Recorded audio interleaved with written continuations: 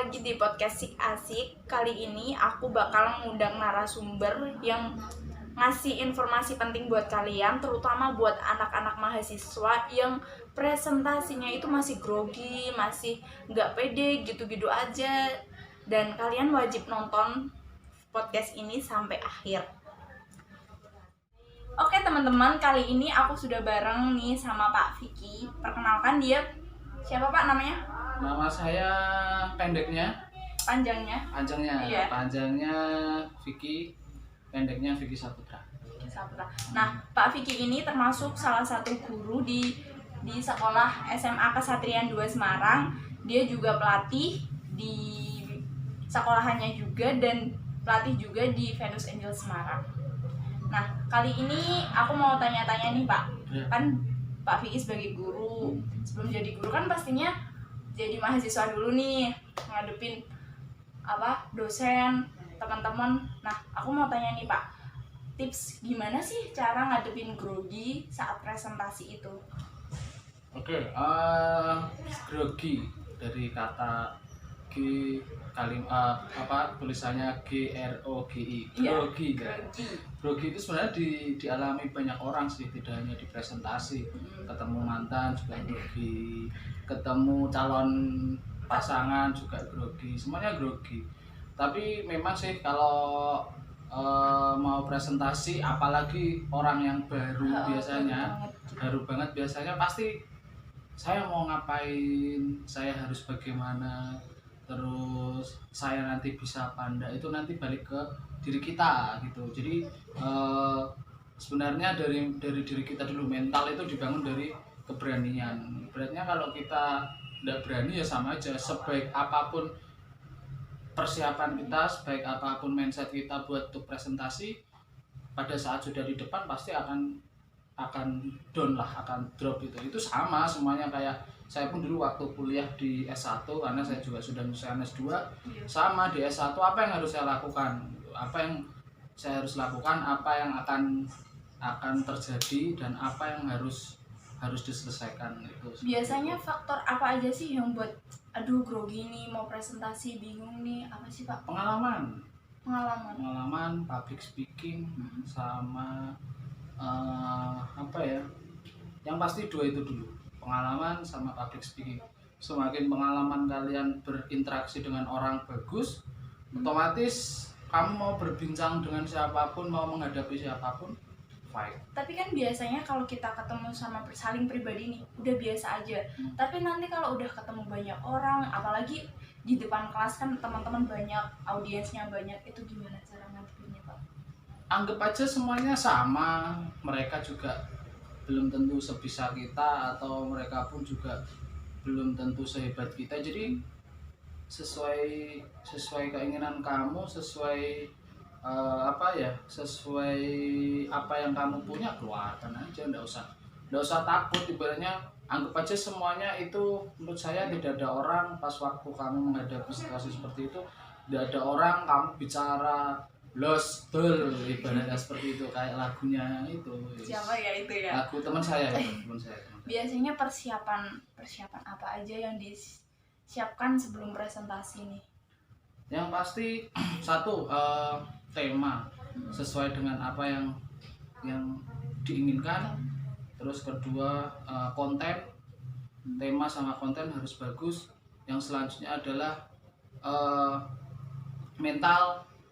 Tema, konten, mental itu sangat harus diperhatikan. Yang keempat adalah percaya diri. Jadi 4 poin itu nanti harus ditanamkan di setiap apapun. Tidak hanya presentasi sebenarnya sih, pada saat nanti kalian mau kerja, interviewer itu juga interview, itu pasti nanti akan terjadi hal-hal seperti itu. Jadi benar-benar 4 poin itu harus benar-benar disiapkan secara matang. Nah, untuk mental sendiri kan setiap orang kan beda-beda nih.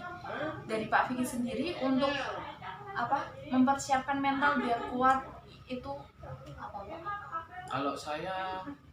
Kalau saya sih yang pasti mental itu gini, kamu jangan takut malu, kamu jangan takut salah. malu, ibaratnya malu pertama itu wajar. Yang kedua, kamu harus belajar setelah malu tadi apa ya? Tadi setelah malu Apa ya? setelah malu kuat mental ya, mentalnya itulah intinya itulah. Jadi eh, belajar malu tidak supaya tidak malu adalah ya itu tadi, percaya sama diri kita sendiri aja, seperti itu. Terus untuk biasanya untuk sebelum presentasi nih biasanya mempersiapkan kayak latihan dulu Ya. kah apa gimana? Biasanya gini, kalau saya mempersiapkan presentasi itu terutama mungkin pas waktu presentasi antara mata kuliah sama presentasi waktu mau sidang mau apapun itu akan berbeda. Presentasi menghadapi calon mertua itu juga Aduh itu. ya itu akan berbeda. Jadi Kayak butuh Iya. belajar nih. jadi caranya yaitu tadi saya menguasai dulu nih materi apa. Setelah menguasai, saya melihat poin-poinnya di poin 1, poin 2, poin 3, poin 4 sampai selesai. Saya coba untuk berbicara dengan kaca. Berbicara Latihan di mempraktekkan depan kaca gitu. berbicara di depan kaca, mempraktekkan. Jadi itu pun nanti saya akan berbahasa bahwasanya ada yang tanya kepada saya. Ada audiens yang bertanya kepada saya. Berarti nganggap depan kaca itu ada Audiens audiens yang sangat banyak gitu. sekali ya. Jadi itu yang sering saya lakukan manakala saya mempersiapkan presentasi yang dianggap bahwasanya presentasi itu adalah sebuah momok. Karena biasanya kalau di dalam perkuliahan itu ada kelompok minim 3 sampai 5 orang. Nah, nanti dibagi yang presentasi, kamu yang bagi moderator, kamu sebagai notulen, kamu sebagai pemateri, seperti itu. Menurut saya semakin kita siap, kita mau jadi apapun oke. Tidak harus jadi notulen. Maksud harus jadi notulen, terus notulen gampang. Tinggal dengerin. Iya, tinggal dengerin audiens, catat aja intisarinya, selesai. Tapi apakah selamanya mau jadi notulen? Tapi kalau untuk jadi moderator dan pemateri kan itu beda, Pak. Untuk moderator sendiri kan kita harus punya kosakata yang banyak untuk menguasai audiens juga. Nah, pengalaman Pak Vicky pernah nggak jadi moderator? Oh iya, saya paling senang itu kalau presentasi itu menjadi 2, moderator sama materi. Kenapa? Semakin kita banyak membaca, menurut saya membaca dan mencari pengetahuan yang menurut kita belum kita ketahui, itu akan semakin banyak menjadi bendahara bahasa atau bendahara pikiran bagi kita. Itu jadi kalau kita sebagai notulen terus ya sampai nanti kita pun juga akan menjadi orang yang hanya bisa menulis, tidak bisa mengungkapkan omongan, perasaan, tidak bisa mengungkapkan apapun. Jadi ya nothing aja lah, ibaratnya nothing untuk bisa menjadi apapun. Nggak usah saya harus notulen terus. Nah, kalau menurut saya ya semuanya harus dilakuin. Notulen bisa, pemateri bisa, moderator bisa, seperti itulah. Nah, jadi buat teman-teman kalian harus belajar nih jadi moderator, pemateri juga notulen ya. Terus untuk jadi pemateri nih Pak, pernah nggak sih kita saat presentasi kan pasti ada sesi tanya jawab. Nah, pada saat sesi tanya jawab itu kita sebagai pemateri terus ada audiens yang tanya dan kita itu bingung, belum tahu jawaban dari pertanyaan itu tuh gimana cara menghadapinya Pak? Wajar, banyak seperti itu. Kita menjadi seorang yang maju itu pemateri untuk kelompok tersebut, wajar ada banyak orang yang mempunyai karakter pikir sama karakter tanya itu yang keras, yang keren. Pada saat dia bertanya terus kita belum siap. Nah, pertanyaan itu sebenarnya sesuai enggak sama tema apa yang kita, apakah pertanyaan itu sangat melebar? Kalau memang sangat melebar, kita kembalikan aja konseptualnya apa gitu loh. Konsepnya apa di pertanyaan itu dan intisarinya apa. Kalau dia memang sudah sangat melebar, menurut saya ya bukan kita tidak mau menjawab, tapi biar lebih dapat materinya dispesifikin lagi untuk pertanyaan yang benar-benar di konsep itu. Oh iya Pak, terus itu pernah nggak sih ngalamin saat kita udah presentasi nih, udah ngobrol pede, dengan pedenya, saking pedenya, di tengah-tengah itu kita lupa apa yang mau kita omongin, jadi gitu, mikir lama gitu loh Pak. Ya, pernah, pasti awal-awal seperti itu. Makanya kenapa disarankan setiap orang itu benar-benar tahu tentang organisasi, tahu tentang kebersamaan, yaitu untuk melatih apa, perbendaharaan kalimat, perbendaharaan pikir, itu sangat sangat akan menunjang public speakingnya. Jadi, semakin orang banyak berinteraksi, semakin orang banyak berpikir, public speakingnya pasti akan sangat bagus sekali. Itu. Tapi kan kadang kita udah nih persiapan sebelum presentasi, udah nanti kita mau ngomong ini nih, materi ini nih, terus di depan gara-gara grogi, yang sangat kerasa grogi banget, deg-degan, panik, aduh gimana ngadepin audiens, teman-teman, terus dosen. Nah itu gimana sih Pak caranya? Ya itu tadi, satu, percaya diri, dan malu ditertawain teman itu hal biasa. Itu akan malah menjadi sebuah motivasi, ada menjadi sebuah introspeksi diri kita, apa sih kekurangan kita dari itu. Jadi pas waktu tadi kita misal nih, pada saat kita berpresentasi, kita mau menyampaikan apa tapi salah dalam menyampaikan apa, pasti teman-teman akan tertawa. Ya itu maklum, itu sebuah kesalahan, tapi kan dari situ kita langsung peka, langsung responsibility-nya harus cepat. Jadi apa yang menjadi kesalahan saya sampai teman-teman saya itu menertawakan saya gitu. Jadi setelah itu oh mungkin di bagian ini, dalam proses perjalanan presentasi kita akan merubah itu. Jadi berusahalah menjadi orang yang benar-benar individu yang benar-benar kuat dalam menghadapi apapun. Jadi pada saat kamu presentasi dan teman-teman kamu ingin menyerang dengan suatu pertanyaan yang tidak logis, kamu siap untuk defend, kamu siap untuk bisa, oh paling teman-teman itu ngarahnya ke arah sana pertanyaannya, oke saya sudah punya persiapan untuk jawab ini gitu loh.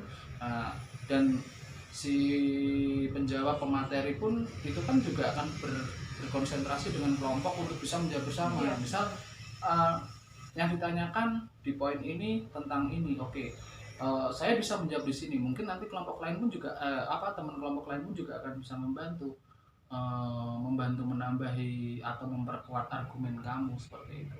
Itu caranya untuk menghadapi, ibaratnya gimana supaya kita tidak benar-benar tidak lost lah ibaratnya dalam menyampaikan apapun. Malu biasa, malu-maluin jangan. Siap. Kan saat presentasi kan butuh kepercayaan diri yang lebih nih Pak.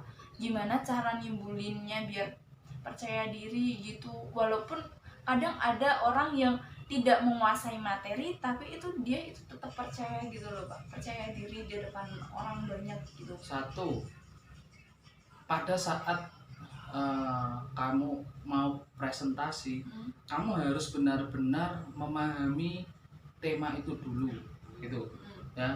Meskipun kamu tidak akan membaca semua artikel itu, yang penting kamu tahu temanya. Oh temanya di sini, intisarinya di mana sih?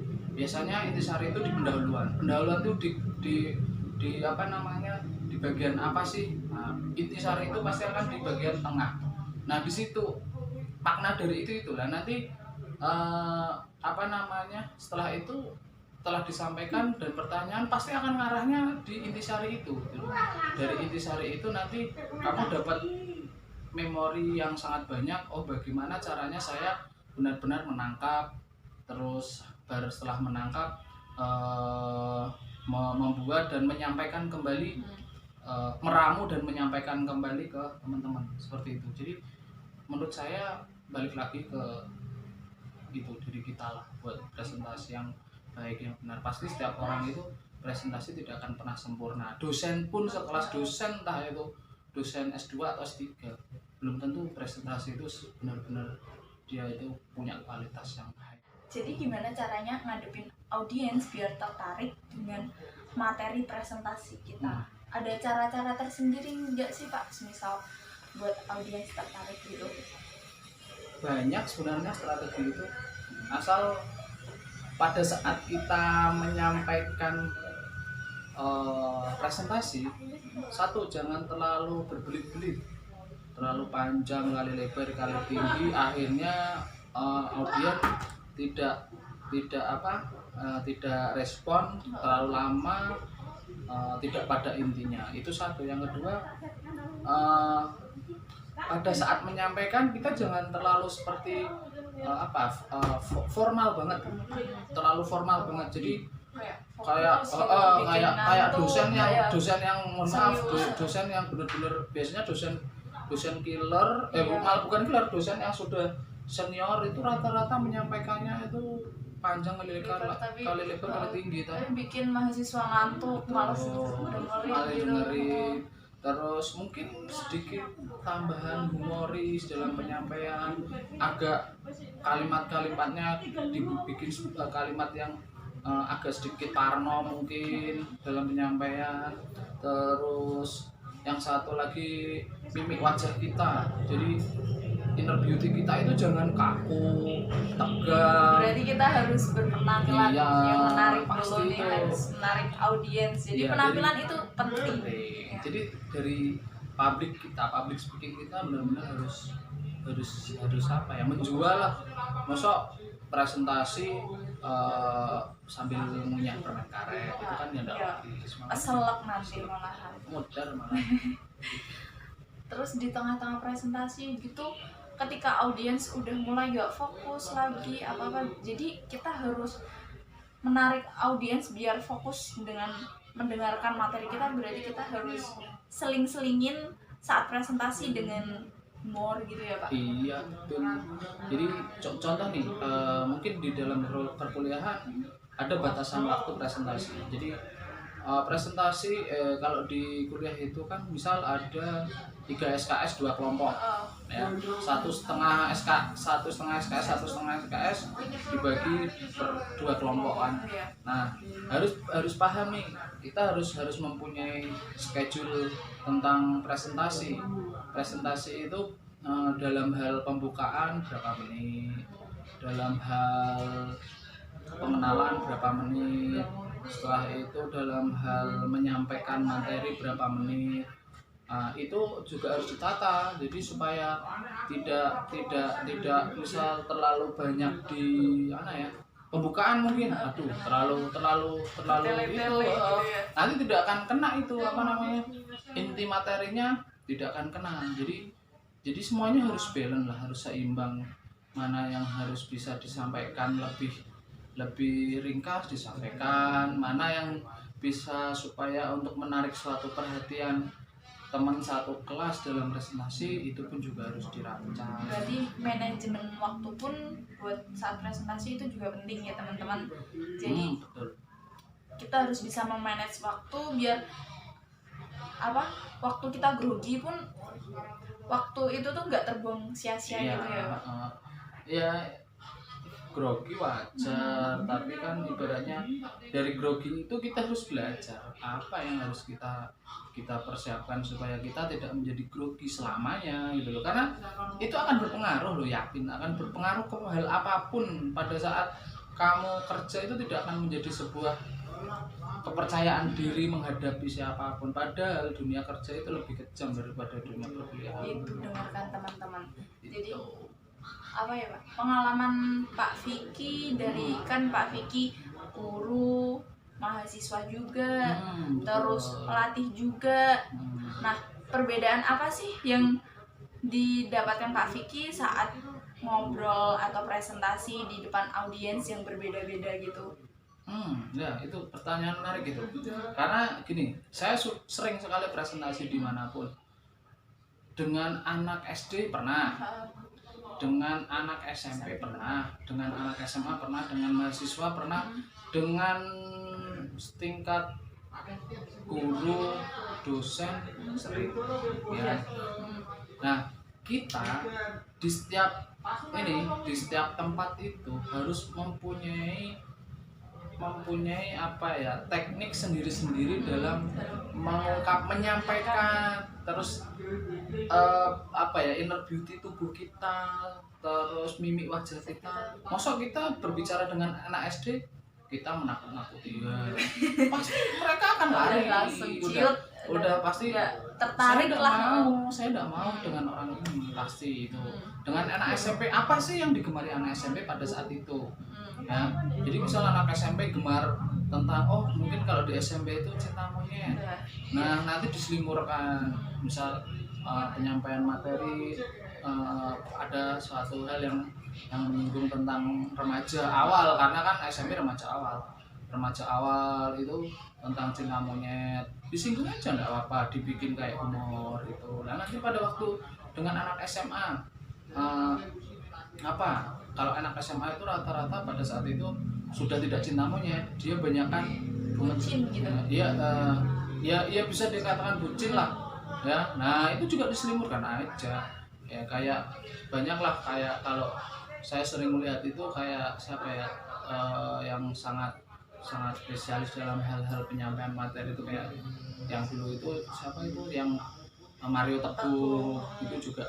Nah itu yang saya banyak pelajari dari beliau itu adalah kayak public speakingnya. Pada waktu tema A public speakingnya seperti apa, pada waktu tema C dia harus bagaimana, pada waktu dia menghadapi orang-orang yang lebih hebat dia pun juga harus bisa gitu. Bukan dari Mario Teguh aja saya belajar, sebenarnya sangat banyak Bung Maringin, jadi kayak Deddy Corbuzier, jadi seperti itu gitu loh. Jadi apa yang harus kita ambil? Deddy Corbuzier pada saat bersama menteri aja dia berani bilang bro.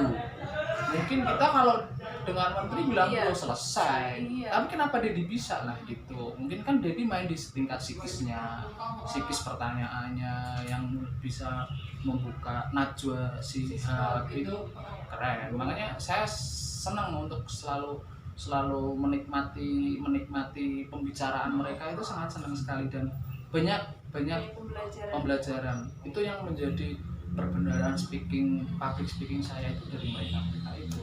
Jadi kita banyak latihan dari mendengar, terus memahami. Enggak cuma itu juga, kita juga harus praktek ya Pak, yang pasti. Kalau cuma mendengar, memahami, tapi kita kalau nggak praktek itu udah sama aja. Pak Vicky kan ini bisa dibilang mantan mahasiswa, udah selesai lah masa perkuliahannya, dan pastinya ngadepin sidang tesis juga ya Pak. Itu gimana sih Pak perasaannya, apalagi kita menghadapi audiens yang ibaratnya itu tuh ilmunya lebih dari kita gitu, pasti rasa groginya itu lebih gitu. Jujur sih, saya sidang terakhir, saya sidang tesis itu sangat grogi sekali, apalagi 5 penguji saya adalah seorang profesor. 5 penguji saya adalah seorang profesor, di mana profesor itu pasti ilmunya sangat tinggi meskipun belum tentu public speaking-nya bagus. Karena jujur aja banyak profesor yang materi oke, penyampaian 0, ataupun penyampaian bagus, materi 0. Itu banyak sekali.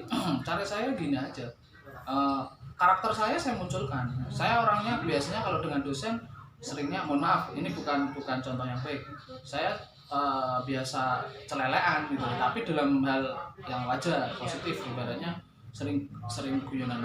Itu yang saya bawa pada positif. Jadi saya tidak berpikir bahwasanya saya ditanya di bab 4 bab 4, karena saya makanya eksperimen, tahu sendiri eksperimen seperti apa. Kalau harus dibedah satu-satu dengan angka, pusing, meskipun saya mengerjakan sendiri. Tapi kan otomatis saya di situ positive thinking bahwasanya saya tidak akan ditanya di bab itu gitu.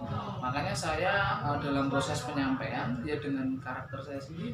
Saya orangnya humoris menurut mereka, ya udah saya sampaikan seperti itu. Meskipun yang saya hadapi seorang profesor, kenapa? Ibaratnya itu karakter saya gitu loh. Tapi tetap di temanya ya tema yang saya punya gitu. Sesuai dengan judul yang saya bikin gitu. Yang penting penyampaian gitu ya, bikin santai. Memang awalnya grogi, aduh gimana saya menghadapi seorang 5 profesor dalam sidang saya. Tapi itu menjadi sebuah pengalaman buat saya, bahwasanya ini toh menjadi seorang dosen dengan cara seperti apa. Ya siapa tahu kalau memang rezeki saya juga bisa menerukan nanti bisa menjadi dosen. Amin ya Allah. Minta doanya ya teman-teman. Amin. Itu meskipun dosen sangat Sangat susah. semangat Pak, semangat ya.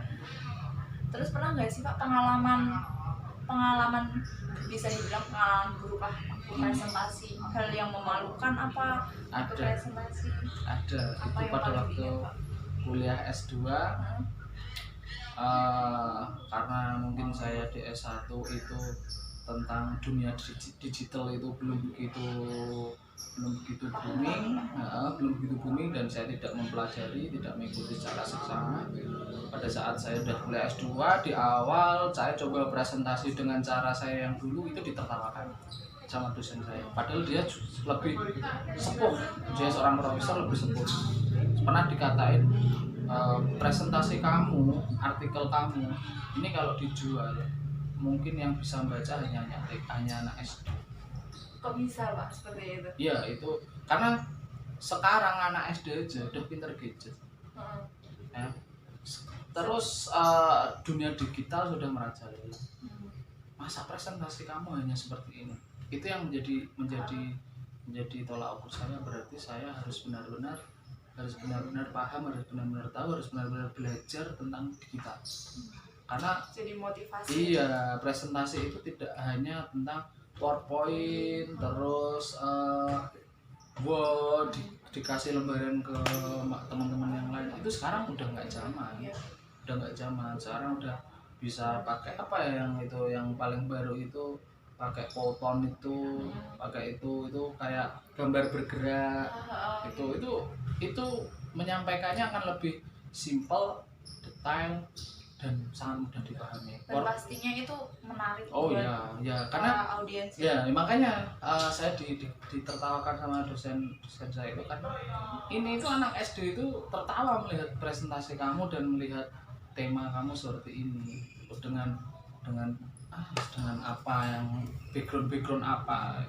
Makanya dari situ saya mulai banyak belajar tentang apa ya Python untuk membuat video animasi seperti itu sangat luar biasa menurut saya, sangat pembelajaran dan kritikan yang membangun saya sampai saya pun berusaha untuk supaya saya bisa seperti itu. Pengalaman dari Pak Vicky sendiri nih, pernah nggak ngalamin dapat presentasi itu yang benar-benar sulit itu waktu apa Pak, dan gimana caranya ngadepinnya? Ya pernah saya karena jujur aja saya sangat lemah di bidang matematika. Saya sangat kesulitan pada saat saya harus menjelaskan presentasi di yang kalau di SMA itu matematika, kalau di kuliah itu yang oret-oretan itu namanya apa? Statistik. Jadi saya pun juga sempat ditertawakan lagi. Harusnya baca min, saya bacanya mean. Defisiasi, saya bacanya desifisiasi. Jadi hal-hal kecil itu pun menjadi bahan yang menjadi tertawa orang lain gitu loh. Tapi ya itu namanya sebuah pembelajaran itu. Jadi tanpa disengaja kita itu ditertawakan supaya kita itu belajar, bukan malah jatuh gitu loh. Itu satu. Yang kedua, ada penyampaian presentasi yang benar-benar sampai harus membuka suatu data yang bisa menyampaikan kesalahan orang lain. Itu juga sangat sulit. Jadi di satu sisi kita harus menyampaikan data, di satu sisi kita harus mengamankan data orang lain. Itu sangat susah sekali presentasi. Jadi contoh kita melakukan penelitian itu menyangkut dengan orang banyak, nah, otomatis kan itu susah. Susah nyangkut privasi. Privasi. Jadi di satu sisi itu menjadi tugas kita untuk disampaikan, tapi kok kalau seandainya disampaikan, apalagi yang kita teliti teman kita sendiri, nanti dikira kita menjadi seorang yang Terus Pak Vicky ini jadi itu salah satu guru di SMA Kesatrian 2. Beliau sebagai guru konseling. Nah, sebagai guru BK nih Pak, biasanya kan ngadepin banyak orang tua nih, apalagi kalau siswanya ada yang bermasalah. Gimana ngadepin cara orang tua mahasiswa itu dengan background pendidikan, ekonomi yang beda-beda, kan pasti kita cara penyampaian pun juga beda, dan orang tua dari siswa pun juga juga menerima pesan kita itu juga beda gitu. Bisa saja pesan yang kita sampaikan tersampai, bisa juga enggak. Maksudnya itu kan pendidikan dari setiap orang tua itu kan berbeda. Tantangan satu, semakin kita bisa merefleksi diri kita untuk kita belajar kita itu siapa dan bagaimana kita menerima orang lain itu seperti kita, itu nanti pasti kita akan bisa menyampaikan apapun ke orang tua. Kita jangan memandang orang tua itu dari segi oh dia orang punya enggak, dia orang tidak punya enggak, oh kalau saya harus berbicara dengan orang punya itu harus bagaimana, biar mereka pun juga mengerti kita. Kalau kita berbicara dengan orang tidak punya itu jangan dilakukan. Jadi ya sesuai dengan kita aja, sama semuanya. Tapi kita jangan dalam berbicara dengan orang lain tingkat kekerasan suara kita, tingkat raut wajah kita, jangan seolah-olah kita menantang mereka. Kita ngelondoh dulu, dalam tanda kutip ngelondoh itu kalau orang Jawa, kita mulai dari bawah dulu. Jadi kita seakan-akan kita lebih sopan dulu dari mereka. Nanti mereka pasti akan ibaratnya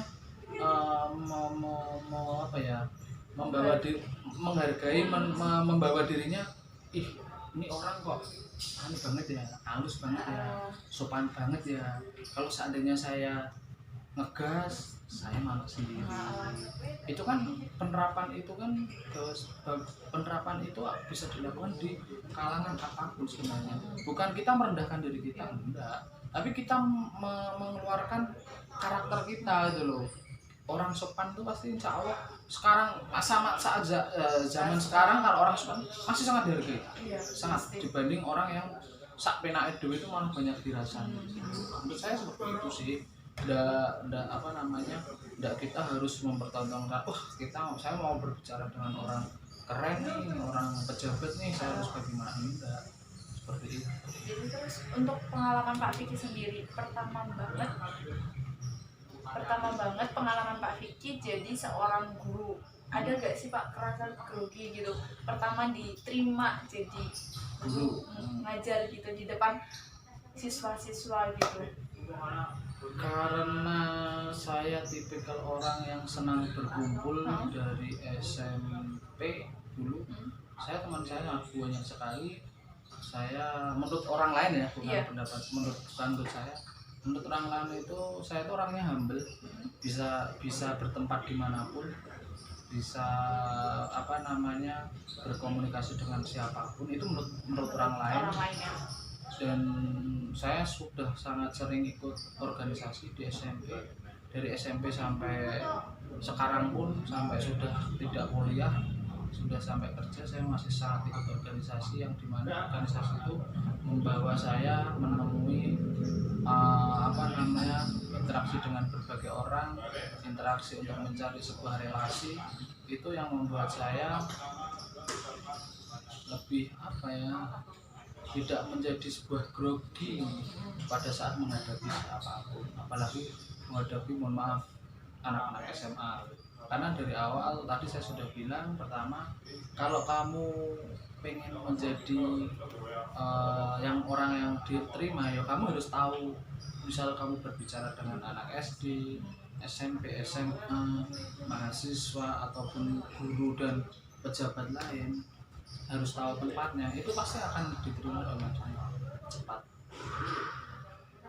Nah, ada nggak Pak buat pesan-pesan buat teman-teman nih yang baru jadi mahasiswa atau yang mau sidang, terus yang mau interview, pesan-pesan biar kita presentasi atau bicara di depan orang itu juga perlu pesan-pesan apa saja nih?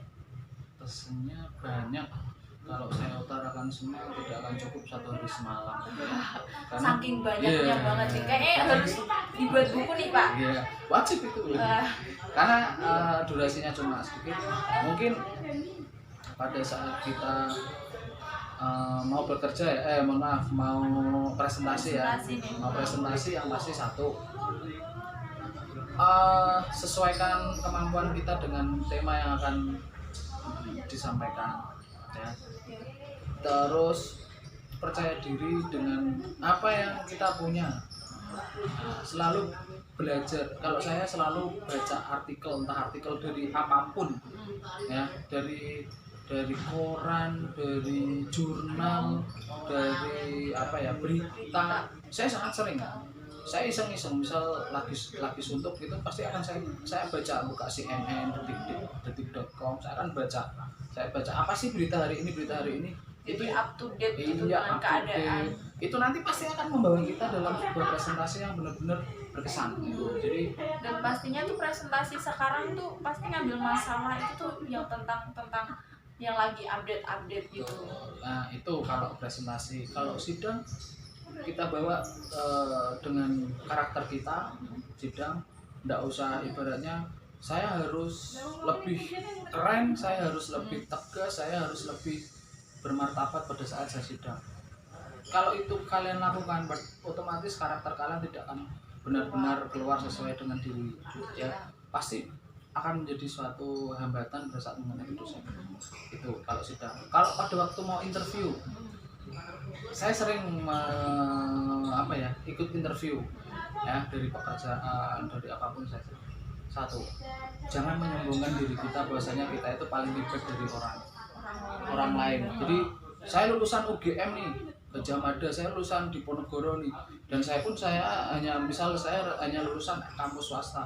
Belum tentu yang lulusan kampus swasta itu lebih tidak baik dari lulusan kita, belum tentu. Karena apa? Itu terjadi pada saat itu bisa terjadi karena apa? Kepercayaan diri kita, ilmu kita yang sudah kita dapat, ilmu kita yang kita sudah baca, dan ilmu kita apa yang kita sampaikan, interaksi dengan orang lain, pengalaman itu sangat berharga sekali. Jadi kita jangan menyombongkan diri dulu lah. Jadi saya lulusan UGM nih, saya pasti akan keterima. Oh belum tentu sebenarnya. Kalau lulusan UGM tapi attitude-nya jelek, sama aja. Nilai itu sekarang tidak menunjang. Tapi attitude ya. Poin-poin adalah percaya diri, jujur, sama tanggung jawab. Itu 3 poin itu sangat perlu dipegang ya teman-teman. Jangan lupa jujur, terus percaya diri dan tanggung jawab. Orang kerja kalau cuma dari nilai dia tidak jujur, sama aja. Mending nilai IPK 2,99 tapi dia jujur, pekerja keras, pasti banyak yang cari. Pasti itu dicari para bos-bos tuh. Nah itulah. Kalau interview janganlah menyombongkan diri kita, itu lebih berbeda. Itu aja menurut saya. Nah, sekian nih, kita udah banyak banget bicara, udah sharing-sharing nih sama Pak Vicky. Terima kasih Pak, udah mau bagi-bagi ilmu pengalamannya buat teman-teman asik nih. Jadi teman-teman jangan lupa tonton video-video selanjutnya, dan pastinya sampai jumpa di lain waktu. Dadah.